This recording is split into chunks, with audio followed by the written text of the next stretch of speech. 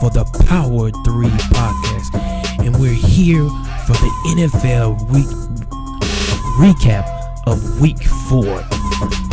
Thank you for joining my podcast. I appreciate each and every one of y'all that's out there watching tonight. I thank you. We just finished watching the Pittsburgh Steelers devour the Kansas City Chiefs, which I predicted. I didn't even predict them to devour the Kansas City Chiefs like that, but I did predict them to win that game. But let's go ahead and get into these games and just see how well I did in regards to the games for this week 4. Let's start off by saying I lost I started off bad this week, y'all. I started off bad. The early games I was really looking bad, and I didn't really think I was going to be able to. I thought I was going to have a losing record, but let's just see. Can't count the Bengals game because I didn't put that game out before it actually happened. So I picked the Colts over the Jaguars, and the Jaguars beat the Colts, got their first win. So I'm 0-1. Then the Falcons defeat. Well, first let me go back. I'm sorry. The Colts lose to the Jaguars 30-27. Blake Bortles went 19 for 33, 207 yards, and 3 total touchdowns. The Jaguars, they just had enough, and I guess Andrew Luck just didn't get enough done out there in London for that game. So there, I went 0-1 in that game. And then you have the game of the Carolina Panthers and the Atlanta Falcons, and of course I picked the Carolina Panthers to win this game. I lost, as you know. The Falcons won this game 48-33, which made me go 0-2. And Cam Newton was 14 for 25 for 165 yards and a touchdown. But however, the thing about this is Cam Newton is known for highlighting and stuff like that in the games or whatnot. And I feel like for those that didn't watch the game, Cam Newton went out of the game today because of concussion protocols. As y'all know, a lot of times, Cam is a big quarterback, like 6'6", 6'7", 245 pounds, something like that, big guy. And a lot of times when he knows he's about to walk in the end zone and stuff like that, he kind of takes his time, kind of walks in, prances in, or whatever. Well, today it bit him in the butt because he went to prance into the end zone because he felt like he was just about to pretty much walk in the end zone, but he got pummeled. As he was about to walk in and prance in, or whatever you want to call it. I guess he didn't see I think it was a DB that hit him, and he popped Cam Newton. And he popped Cam Newton so well, it was ridiculous. Like, you could tell Cam Newton kind of lost it a bit. He even lost the ball for a minute. He still scored the touchdown, but yeah, you could tell he got his marbles shaking a little bit. His marbles was definitely shaking a little bit, but I think that hopefully that'll wake Cam Newton up and let him understand. Don't prance to the end zone unless you for sure that you get in the end zone. Get in the end zone first and then do your little Superman pose that you like to do or whatever. But yeah, they had him bite it today. And then on the other side of the ball, let's talk about them Atlanta Falcons. Oh my God.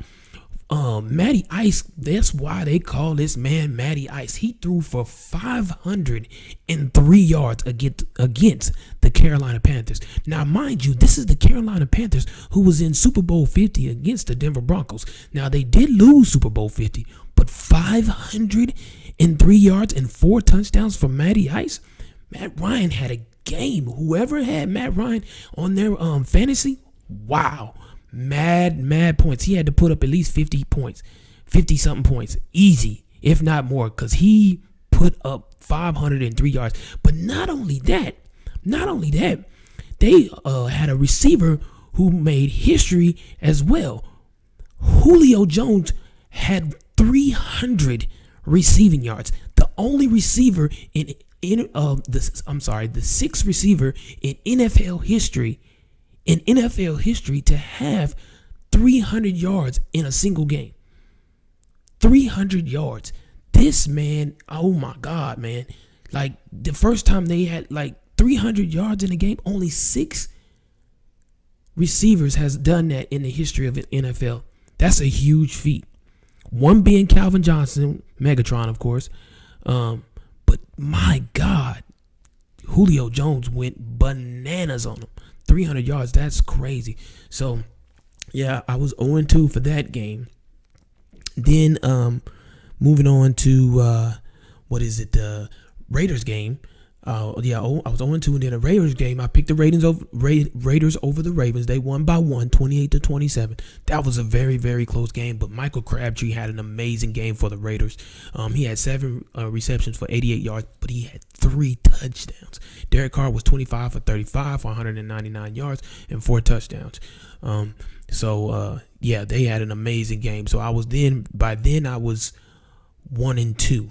Then the Titans upset me because they lost to the Texans 27-20, and the Texans won without J.J. Watt. Go figure, just because I spoke about it last night. But they won. Will Fuller had 7 receptions for 81 yards and 2 total touchdowns. Brock Osweiler threw 25 for 37, 254 yards and 2 touchdowns. So the Texans defeat the Titans 27-20. Texans are now 3-1. The Titans are 1-3. Now I'm 1-3 myself for the day. Then Buffalo. Here's the story that a lot of people, I'm sure, didn't even think about it. I'm sure no one picked the Buffalo Bills to beat the Patriots, but I don't know why. Because the Buffalo Bills has had the Patriots number for years. They're the team that has a curse on the Patriots, who's always like the upset favorite against the Patriots. And that's why I picked the Buffalo Bills. But I would have never thought the Buffalo Bills would have kept them at 0, put a big goose egg on the board. But they did. The Buffalo Bills defeat the Patriots 16-0. LaShawn McCoy had 108 total yards with 1 touchdown. Tyrod Taylor had 27 for 39, 246 yards and a touchdown himself. So there I went 2-3. Then the Seattle Seahawks game, they won 27-17. Russell Wilson threw for 309 yards and he threw 3 touchdowns. So a great game for Russell Wilson. And now I'm at 3-3. Then the Washington Redskins, in which I picked the Washington Redskins, who beat the Cleveland Browns. Who beat the Cleveland Browns 31-20, which I picked the Redskins to win that game. Kirk Cousins threw for 183 yards, but he threw 3 touchdowns. Matt Jones had 22 rushing attempts for 117 yards and 1 touchdown. Jordan Reed had 9 receptions, 73 yards, and 2 touchdowns. So the Redskins defeat the Browns 31-20. So now I'm 4-3. Then we have the Detroit Lions, who gets beat by the Chicago Bears. They lose to the Chicago Bears 14-17. The Lions come up short despite having 179 all-purpose yards, 1 touchdown from wide receiver Roberts. So that's crazy. So now I'm 4-4. Then the Broncos beat the Tampa Bay Buccaneers, which I expected. The Broncos beating the Tampa Bay Buccaneers, and I expected that. But Trevor Siemian went out in this game with the concussion protocol as well.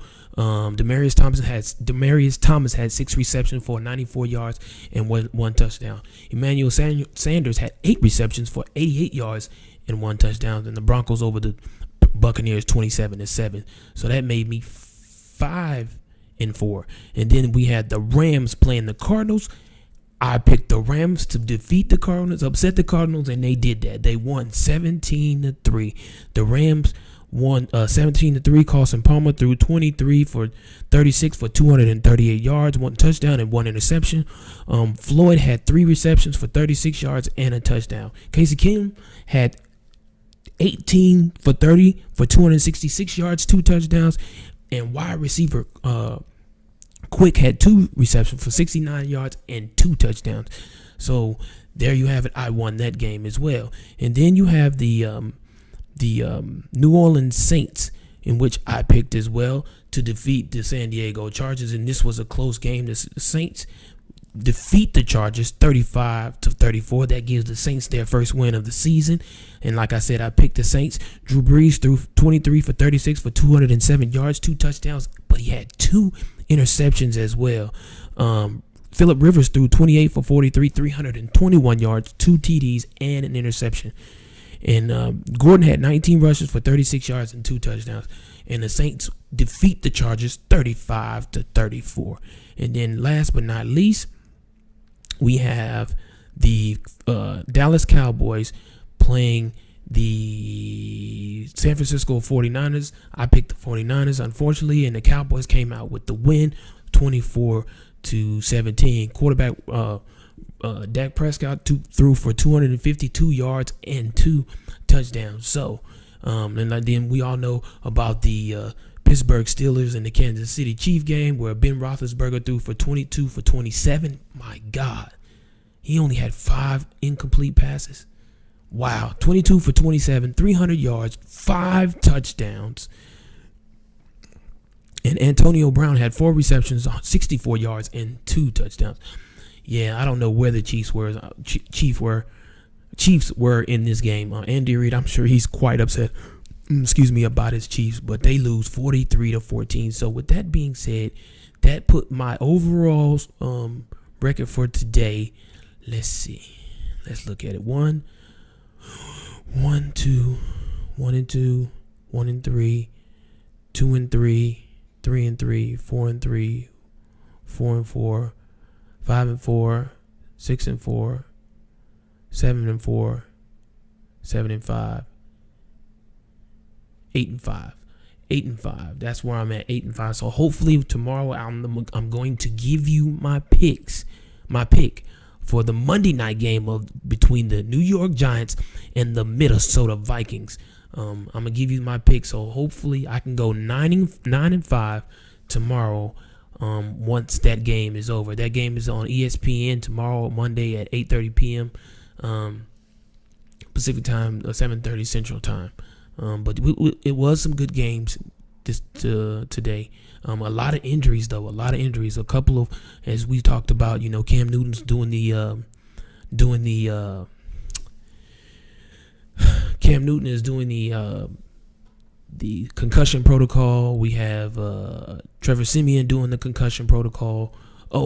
As a matter of what's his name? Carson Palmer went out in his game as well. So a great deal of injuries. The Steelers had some injuries as well. So it's just great deal of injuries seem like this year. I don't know what it is. It seems like there's a lot of injuries in the NFL this year. Of course, there's already people that was already out, like Tony Romo, Dez Bryant, J.J. Watt.